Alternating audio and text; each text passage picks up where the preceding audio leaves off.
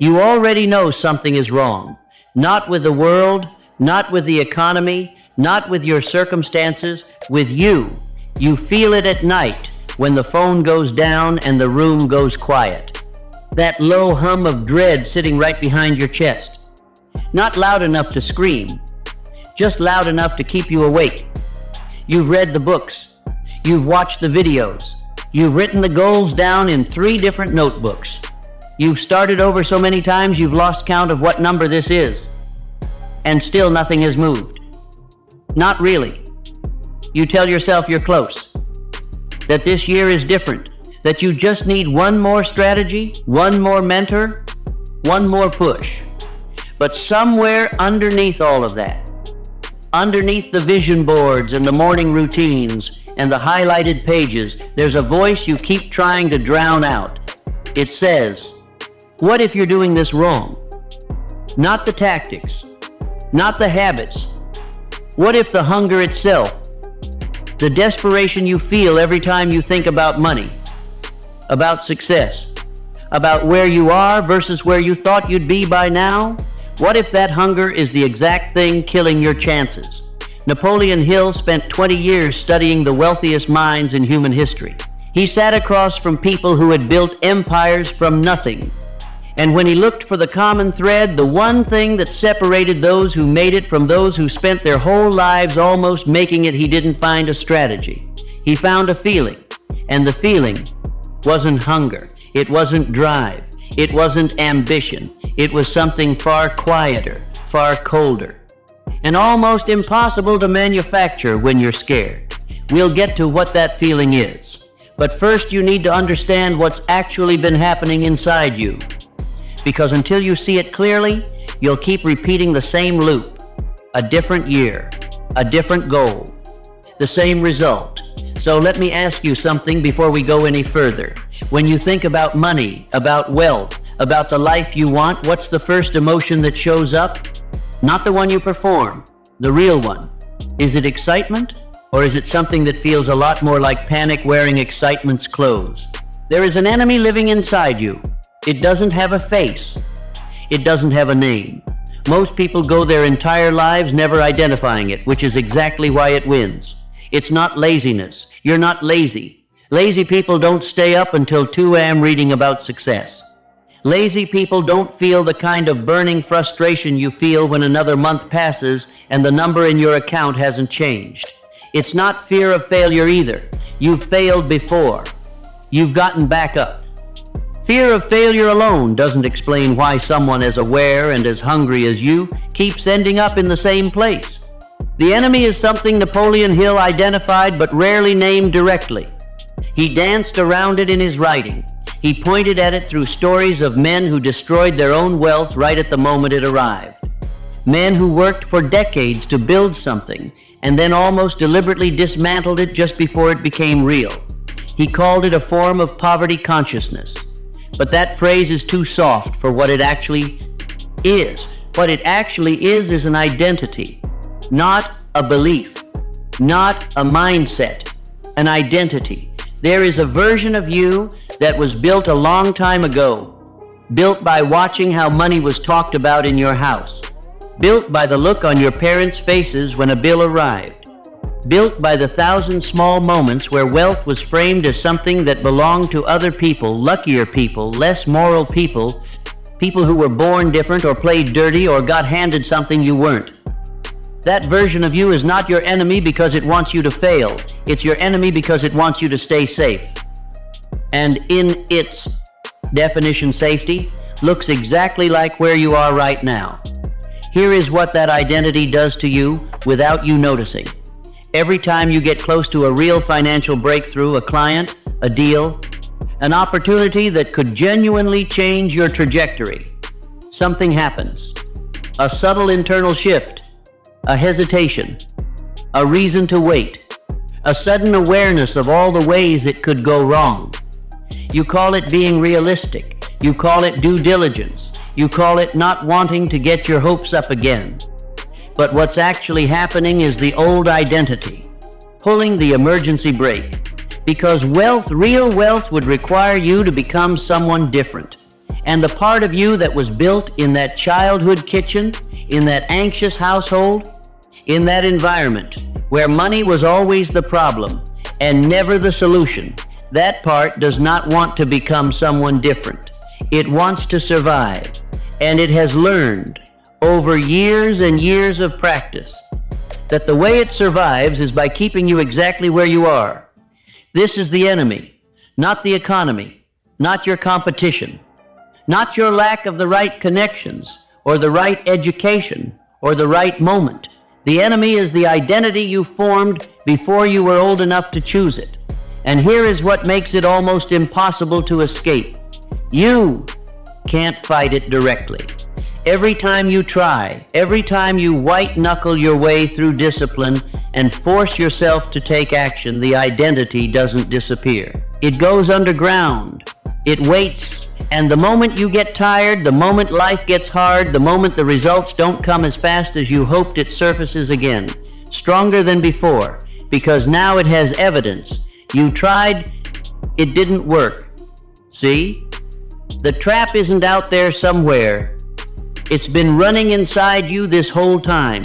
And the worst part, the part that makes people give up, is that working harder doesn't fix it. In fact, working harder from a place of desperation makes it worse. And that's exactly where we're going next. Let's talk about what actually happens inside your mind when you desperately want money. Not the surface level.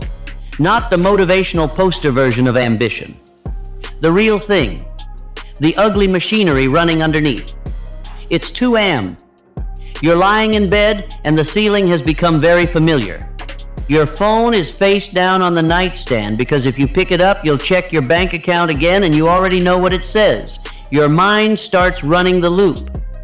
You think about the thing you're trying to build. The business, the side income, the investment, the career move. You think about how long you've been at it. You do the math, not the hopeful math you do in the daytime, but the honest math. The math that tells you at this rate, with these numbers, it will take years. Maybe more. And then the voice starts. Maybe I'm just not cut out for this. Maybe the people who make it have something I don't. Some natural wiring. Some early advantage. Some permission that was given to them and withheld from me. Maybe I'm fooling myself. You push the thought away. You've learned to push it away. You replace it with the quote you have saved on your phone. You remind yourself that overnight success takes 10 years. You tell yourself that everyone who made it felt this way at some point, and for about 4 minutes, that works. Then the loop starts again. This is what Napoleon Hill called the poverty mindset, but he didn't mean it the way most people use the phrase. He didn't mean simply thinking negatively about money. He meant something far more precise.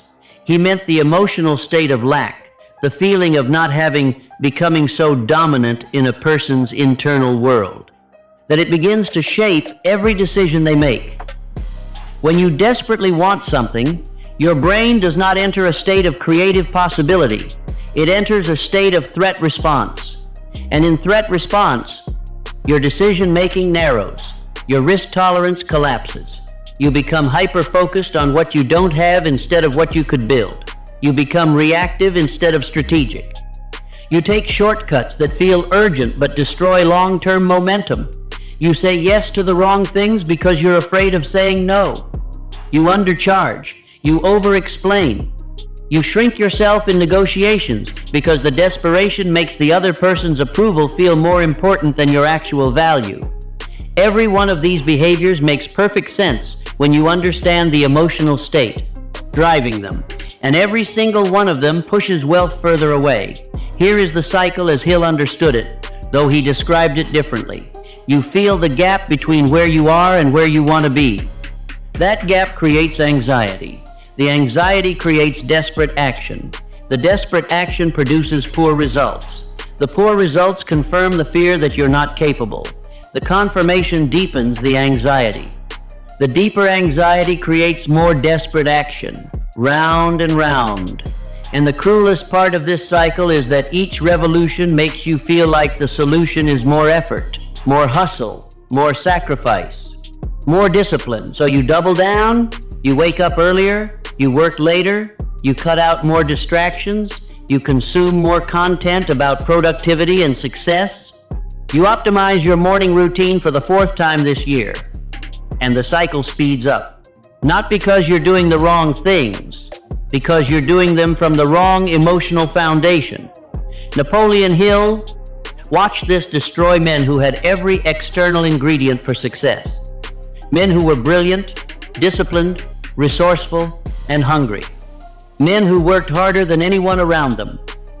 And he noticed that the hunger itself, when it came from fear, from desperation, from a place of emotional lack, acted like a poison in the system.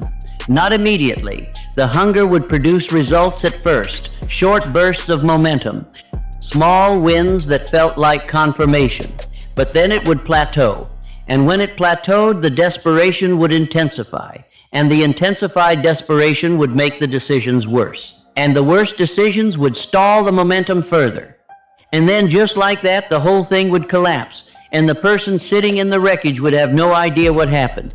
Because from the outside, they did everything right. They just did it from the wrong place inside. And before you think there's a simple fix to this, before your brain starts reaching for the solution, I need to take something else away from you first, because the answer you're about to reach for isn't it. You've tried the fixes. Let's be honest about that. You've tried motivation. You've watched the speeches, the documentaries, the comeback stories. You've felt that surge, that 3-day window where everything feels possible and your notes app is full of ideas and you genuinely believe this time is different. And then the feeling fades. Because motivation is a mood. And moods are not architecture. You can't build a financial life on something that evaporates the moment you have a bad week. Napoleon Hill was almost contemptuous of motivation as a primary tool. Not because it was useless, but because people used it as a substitute for something far more durable. They chased the feeling of being motivated instead of building the internal structure that made motivation irrelevant. The motivated man needs the speech. The man Hill studied didn't need anything external to keep him moving. But you've also tried more than motivation. You've tried the hustle. You've bought into the idea that the answer is volume, more hours, more output, more content, more calls, more applications, more attempts. You've told yourself that success is simply a math problem, enough attempts, and one of them has to land. And there's a logic to that. It's not entirely wrong. But here's what the hustle gospel never tells you. Desperate volume attracts desperate results. When you are operating from a place of internal scarcity, when every action you take is quietly powered by fear of staying where you are, the people on the other side of those actions feel it. Clients feel it. Investors feel it. Employers feel it. Desperation has a frequency. And it repels the exact opportunities you're working so hard to attract. You've tried positive thinking too. You've told yourself that your thoughts create your reality. You've tried to feel abundant before you are abundant. You've repeated affirmations in the mirror and felt simultaneously hopeful and slightly ridiculous. And it didn't work. Not because the underlying principle is wrong, but because you were doing it backwards. Positive thinking without an identity shift is performance. Your conscious mind says the words. Your subconscious, which is where Napoleon Hill believed all real power lived, doesn't believe a single one of them. And the subconscious always wins. You can't affirm your way out of an identity. You can't vision board your way out of a poverty consciousness that has been running for 20 years. The hardware is too deep. Then there's the strategy obsession. The endless search for the right vehicle, the right business model, the right investment, the right niche, the right platform, the right moment. Hill watched men spend entire lifetimes searching for the perfect plan and die having never executed a single one. The strategy was never the problem. You probably already know what you need to do. You've known for a while. The problem isn't information. You have more information than any human being in history had access to. The problem isn't strategy. You've consumed enough strategy to run a dozen businesses. The problem is what's happening between the knowing and the doing. And none of the things you've tried have touched that gap. Not the motivation, not the hustle, not the positive thinking, not the strategy. All of them were trying to change the output without touching the source. And that leaves you somewhere very uncomfortable. If working harder doesn't fix it, if more motivation doesn't fix it, if better strategy doesn't fix it, if positive thinking doesn't fix it, then what does? Sit with that question for a moment, because the answer is going to require you to let go of something you've been holding on to very tightly. Here is what Napoleon Hill actually found. Not the version that gets put on posters, not the simplified quote, the real observation, the one that runs underneath everything he wrote. The men who built lasting wealth were not more desperate than the men who failed. They were less, not less ambitious, not less hungry, not less committed, less desperate. There is a specific quality Hill described in the people he studied, a kind of settled certainty, not arrogance, not delusion, something quieter than both of those. It was the quality of a person who had decided, not hoped, not wished, not prayed, decided that the outcome was already in motion. Not guaranteed, not handed to them, but in motion. Like a farmer who plants seeds in spring and doesn't spend every night in the field panicking that the crops won't grow. He's done the work. He understands the process. He is not desperate because desperation cannot accelerate the harvest. So instead he prepares, he tends, he stays ready. That quality that settled, non-desperate certainty changed everything about how those men operated. They didn't undercharge because they weren't afraid of losing the client. They didn't take bad deals because they weren't afraid of missing the opportunity. They didn't shrink in negotiation because they weren't negotiating from fear. They made decisions from a completely different internal place than the desperate man. And here is the first shift that changes everything. Desperation says, I need this to happen. Certainty says, this is happening. My job is to keep moving until it does. Those two sentences sound similar. They are not. Desperation is a relationship with the outcome, a clutching, anxious attachment to a result you're terrified won't come. Certainty is a relationship with the process, a calm, committed engagement with the work, divorced from the timeline. Hill called the foundation of this certainty by a specific name, a word that gets misused constantly. He called it faith, not religious faith, not blind optimism.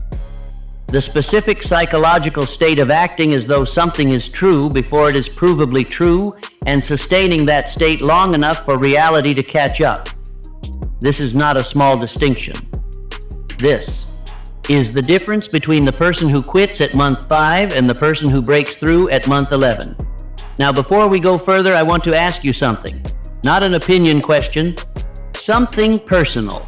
Tell me in the comments, what is the one version of success you keep imagining for yourself? And how long have you been imagining it without moving toward it? Be specific. Be honest. Nobody is judging the number. Now let's talk about how you actually build this. Not as a concept, not as an inspiration. As a system, a set of principles that rewire how you operate from the inside out. The first principle is what Hill called definiteness of purpose, but not the way it's usually taught.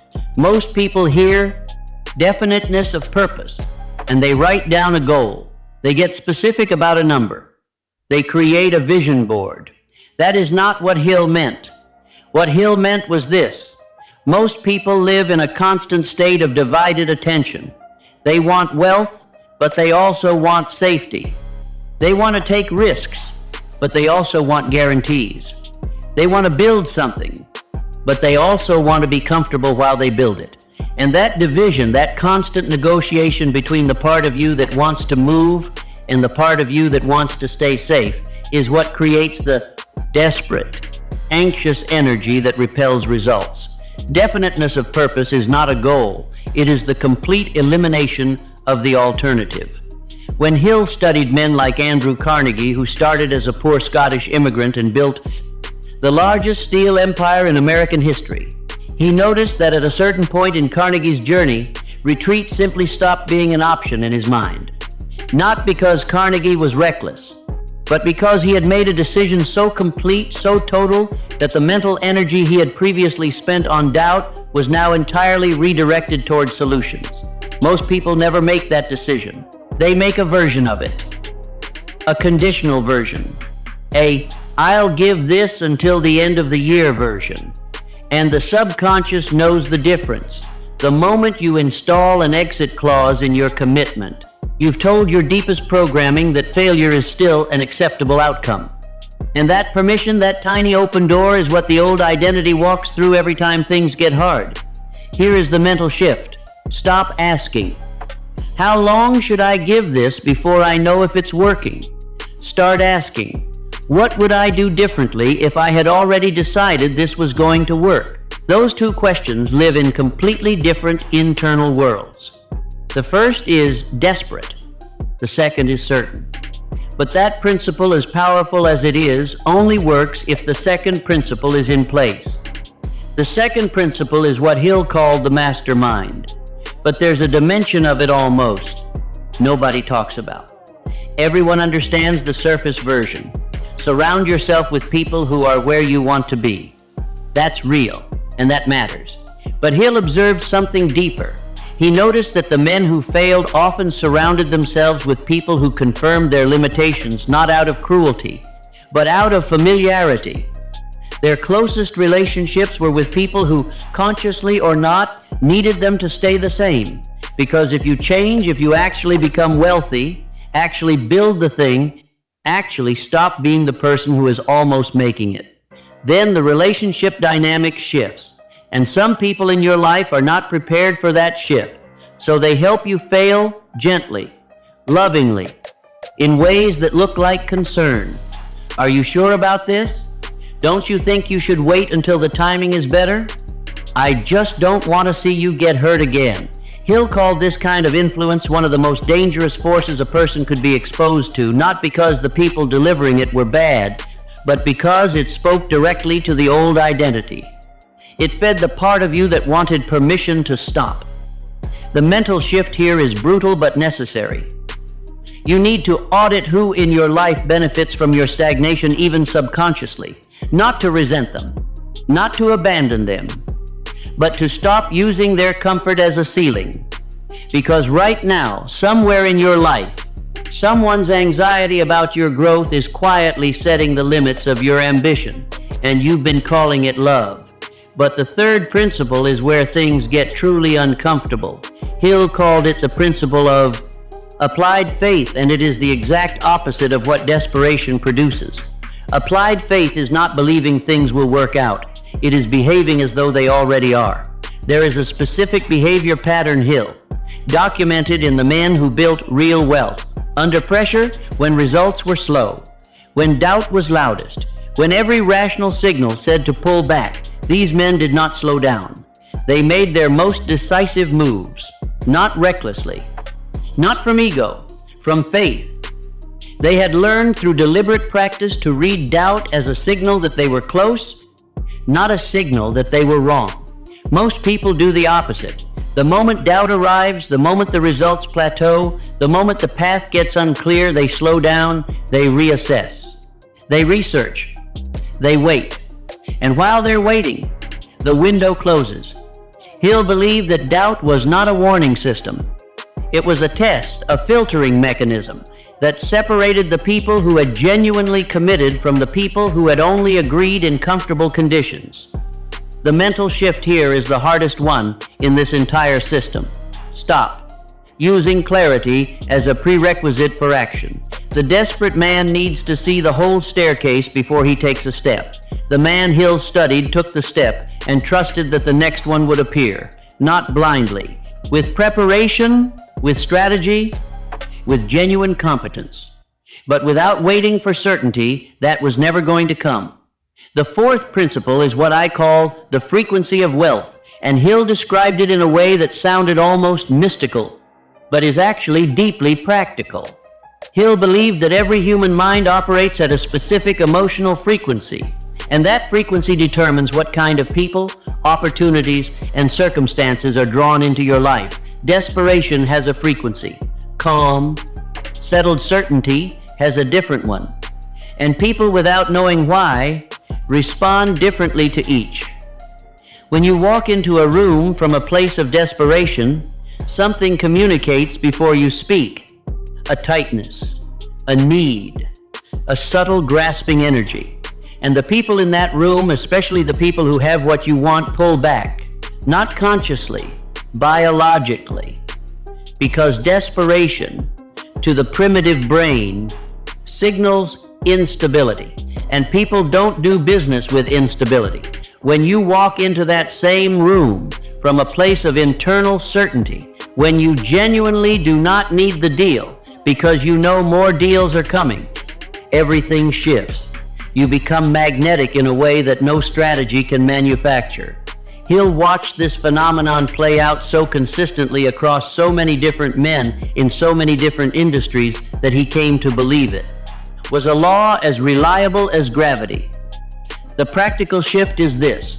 Before any high-stakes interaction, a pitch, a negotiation, a conversation that matters, ask yourself one question. Am I entering this needing something, or am I entering this offering something? The answer will tell you exactly what frequency you're operating on, and if the answer is the wrong one, you are not ready to walk into that room yet. The fifth principle closes the loop on everything we've covered. Hill called it the subconscious mind as a partner, and it explains why everything we've talked about today either works or fails at the deepest level. Your subconscious mind does not respond to words. It responds to feelings held with intensity and repetition. When you desperately want money, the feeling you hold with intensity and repetition is lack, fear, scarcity, the emotional experience of not having. And your subconscious, which Hill believed was connected to something far larger than the individual mind, begins organizing your behavior, your perception, and your instincts around that feeling.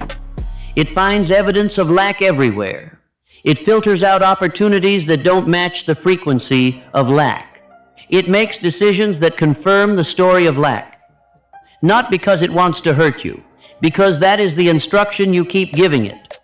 The shift is to change the instruction, not through words, through deliberate, sustained emotional experience. Every day for a period long enough to actually rewire the programming. You spend time in the emotional state of already having what you want, not picturing it, feeling it, the specific feeling in your chest of financial security, the specific feeling of making a decision from abundance rather than fear. This is not visualization in the shallow sense. This is deliberate reprogramming of the operating system. And if it sounds too simple, if part of you is resisting this right now, pay attention to that resistance, because what's resisting is exactly what we're going to talk about next. You now understand more about this than most people ever will, and that understanding is about to become a problem. Because the moment awareness arrives, the moment you genuinely see the pattern, name the enemy, understand the system, something else wakes up, your old identity, and it is not going to let go without a fight.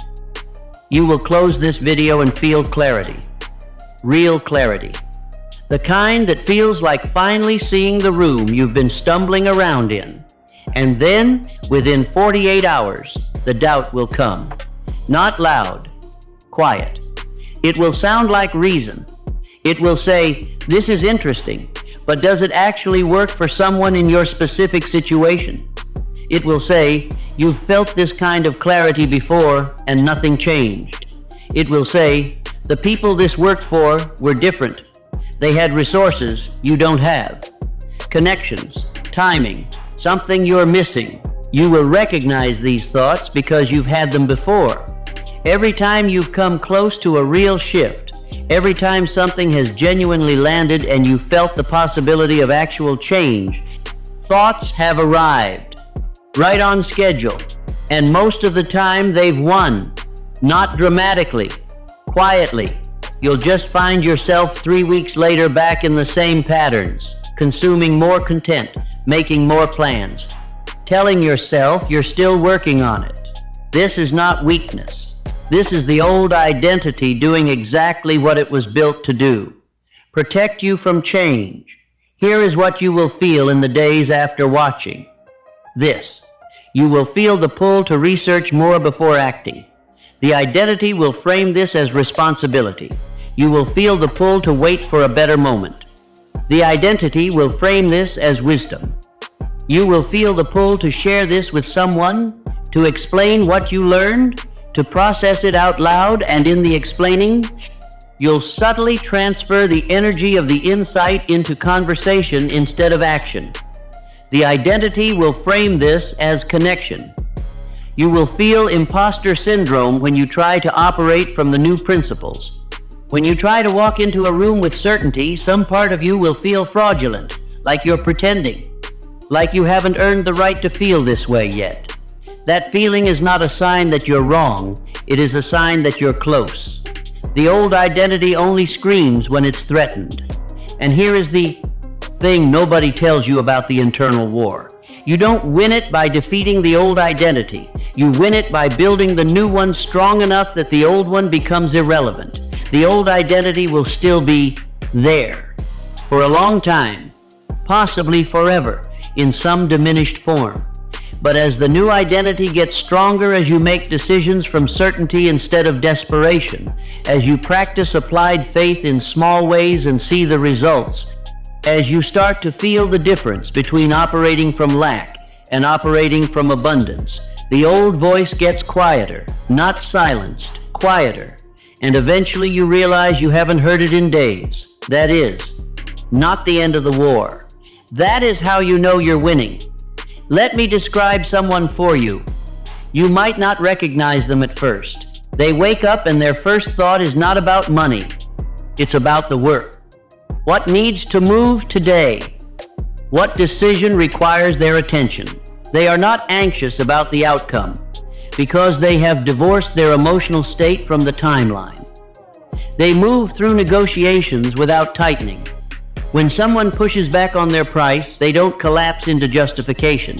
They hold. Not from ego, from a genuine internal understanding of their value that requires no external confirmation. When an opportunity falls through a deal that should have closed, a client that went elsewhere, a plan that didn't survive contact with reality, they process it in hours, not weeks. Not because they don't care, because they've learned that the setback is data, not verdict.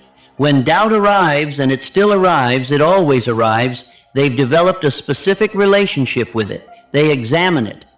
They ask, is this doubt showing me something real that needs to change? Or is it the old identity trying to pull me back? They've learned to tell the difference, most of the time. They no longer consume motivation to feel capable. They've built enough internal evidence through consistent action taken from the right place that they no longer need the speech to keep moving. They are not wealthy because they worked harder than everyone else. They are wealthy because they stopped working from a place that guaranteed failure. This person is not a fantasy. This is what you look like when you apply everything we've covered today. Not immediately. Not in a week. But with enough time and enough deliberate practice, this is the version of you that is already possible. The thinking changes first, then the decisions, then the results. And the results, when they come, don't feel like luck. They feel like inevitability. Because that's what they are. Here's where I leave you. Not with encouragement, with a question that doesn't have a comfortable answer. You've understood something today that most people never understand. You've seen the mechanism, the desperate energy, the identity trap, the false solutions, the system that actually works. And now you have a choice. Not a dramatic choice. Not a public declaration. A private, internal, quiet choice. Do you keep doing what you've been doing, consuming the next insight, making the next plan, waiting for the next version of clarity while the old identity runs the show underneath all of it? Or do you make the decision that Napoleon Hill said separated every single person he studied who built real wealth from everyone who didn't? The decision is not a strategy. It is a commitment to stop treating your financial life as something that is happening to you and start treating it as something you are building deliberately from the inside out, regardless of how long it takes or how uncomfortable the process gets. That decision cannot be made for you. It cannot be motivated into you. It cannot be scheduled into a morning routine. It is either made completely, privately, with no exit clause, or it isn't. The desperate version of you will read this and feel inspired and do nothing. The version of you that is done being desperate will close this video and take one action. Not a big one, just one, from the right place inside. If you're done being the person who almost made it, say so in the comments. One word is enough. And if the way this content is built, the depth of it, the refusal to flatter you, the commitment to telling you what you actually need to hear instead of what feels good, if that's what your mind has been looking for, you already know what to do. The harvest doesn't wait for the farmer to feel ready. It waits for the farmer to plant.